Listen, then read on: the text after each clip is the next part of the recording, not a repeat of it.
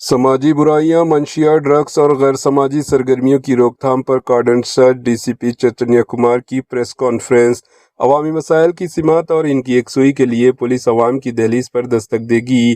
سماجی برائیاں، ڈرگس، منشیات، غیر سماجی سرگرمیاں اور امن کو بگاڑنے کی کوششوں کو ناکام بنانا اور پرسکون ماحول کو فراہم کرنا ہی کارڈن اینڈ سرچ کا مقصد ہے۔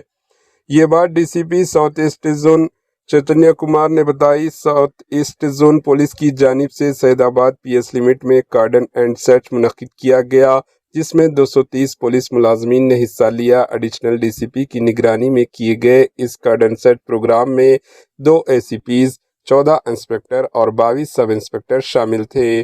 اسی دوران عوامی مسائل کی سماعت بھی کی گئی اور علاقے میں خواتین سے بات چیت کی گئی اور انہیں ہراسانی اور مسائل کے متعلق پولیس سے بلا خوف اپنے مسائل پیش کرنے کی اپیل کی گئی۔ ڈی سی پی چیتنیہ کمار نے بتایا کہ 3 مہینے میں مفرور ایک ملزم جو اقدام قتل کے مقدمے میں ملوث کو گرفتار بھی کیا گیا۔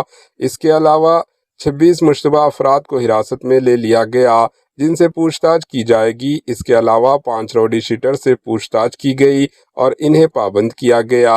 پولیس نے اس پروگرام میں غیر مجاز گیس ری فلنگ کو بے نقاب کیا اور 56 گاڑیوں کو ضبط کیا، جن میں 52 2 ویلرز اور 4 4 ویلرز گاڑیاں شامل ہیں، جن کے کوئی ڈاکومنٹس نہیں تھے۔ اس کے علاوہ غیر قانونی طور پر شراب فروخت کرنے والوں کو حراست میں لے لیا گیا۔ ڈی سی پی نے عوام سے درخواست کی کہ وہ اپنے مسائل کو پیش کریں اور ڈائل 100 کے علاوہ 112 پر بھی اپنے مسائل پیش کیے جا سکتے ہیں۔